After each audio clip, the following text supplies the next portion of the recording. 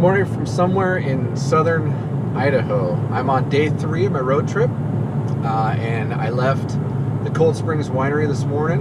It was great. Had a great night, and actually left all the windows and doors open last night and woke up at 5 a.m. to birds chirping, which is kind of cool, I guess.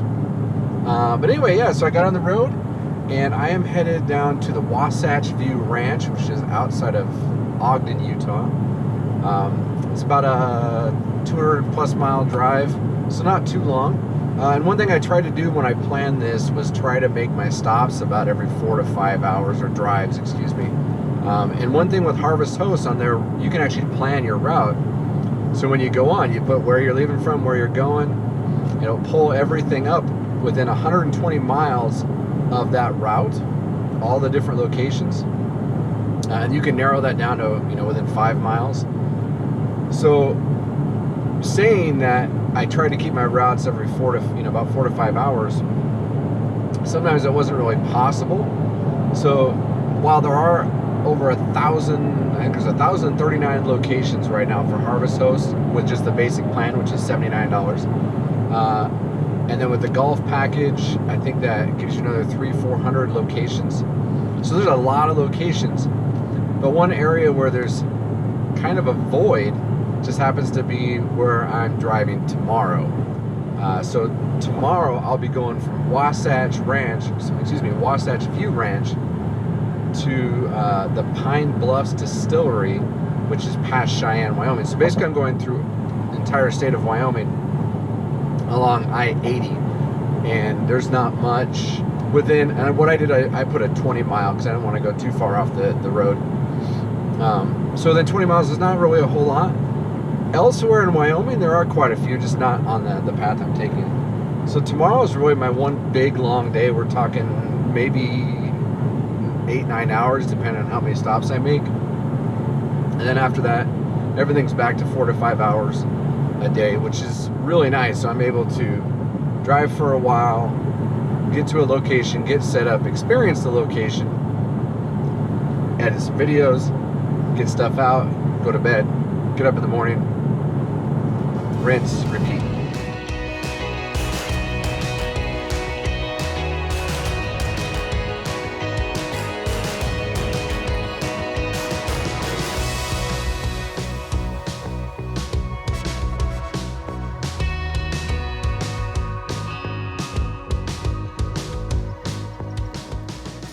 All right, I'm all set up here at the Wasatch View Ranch, and there's your view of the Wasatch Mountains.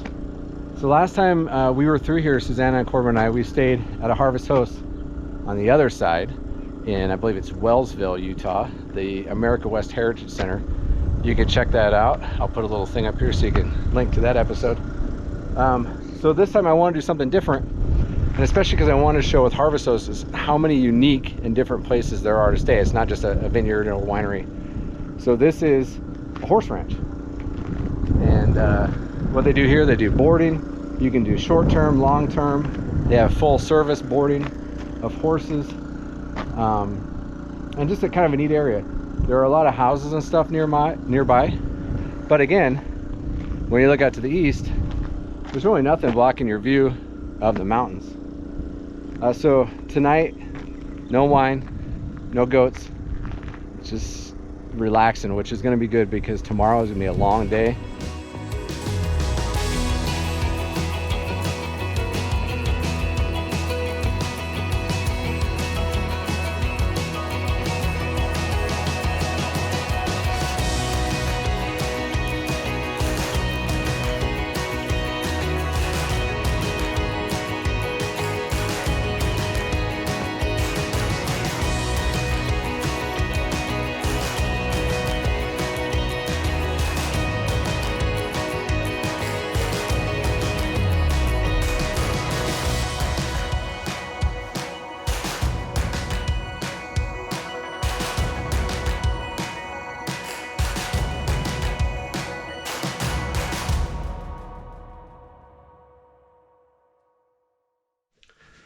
Well, bright and early morning.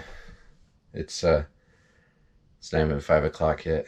Today's the big long day, and I may have to make a couple stops along the route, so this could be 9 to 10 hours, which is probably one of the longest drives pulling the trailer I've done. First time done this that long by myself, and a little sleepy, but I got my 20 ounces of very, very strong coffee, got some snacks, and I'm hitting the trail.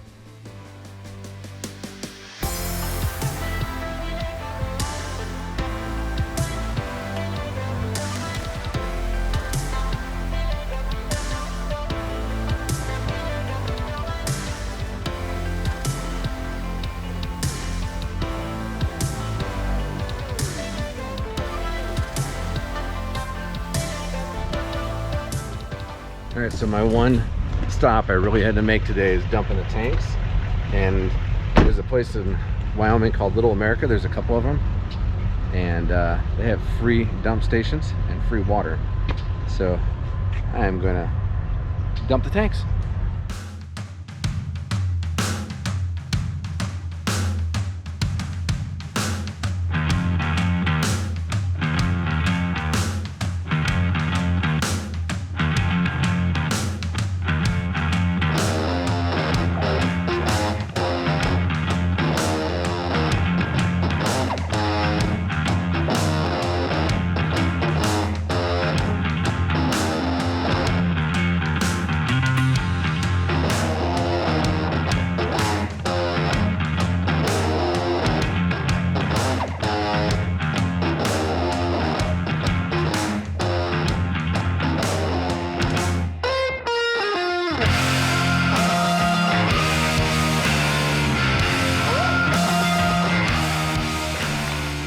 So I made it to my, what was it, stop number 4, I guess. I'm at the Bluffs Distilling in Pine Bluffs, Wyoming, which is a very small town, maybe 30-40 minutes outside of Cheyenne to the east.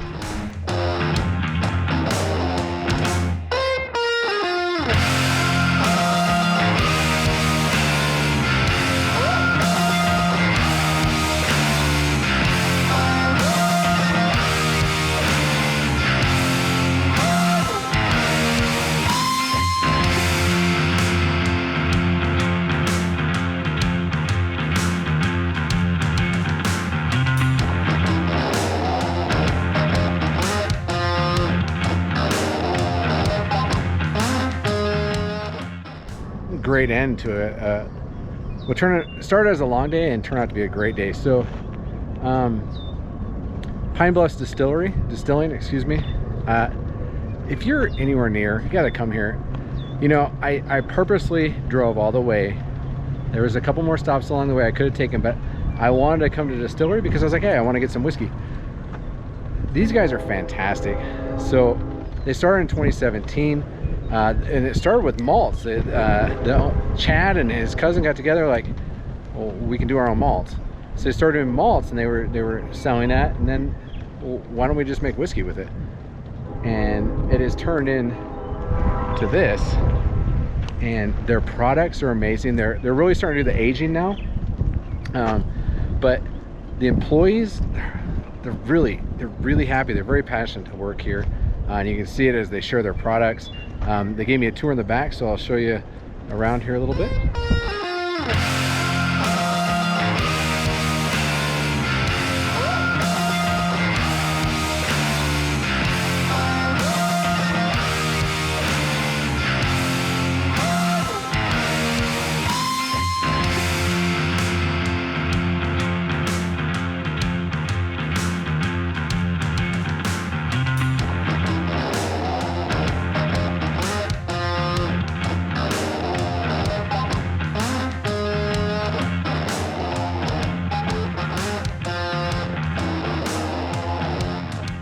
Another cool thing about this place, when the COVID hit and they heard from one of their customers that some other distillers were doing hand sanitizer. So these guys got on board, and I may be wrong, but they produced something like 4,000 gallons of hand sanitizer and donated it around to local businesses and to emergency responders. And they've worked with a brewery that's in Colorado, But that just, I mean, it speaks a lot to them. This is a community place, and I actually had a few drinks with some of the folks that live in the community, and this is where they come, and they are involved, and they're growing. It's just a great place to be. So Chad, who's co-owner, this is to you. If you were to take this space like here, maybe back over here, and put some RV hookups, dude, you'd have people staying here for weeks at a time. It's awesome. So again, look at that backdrop.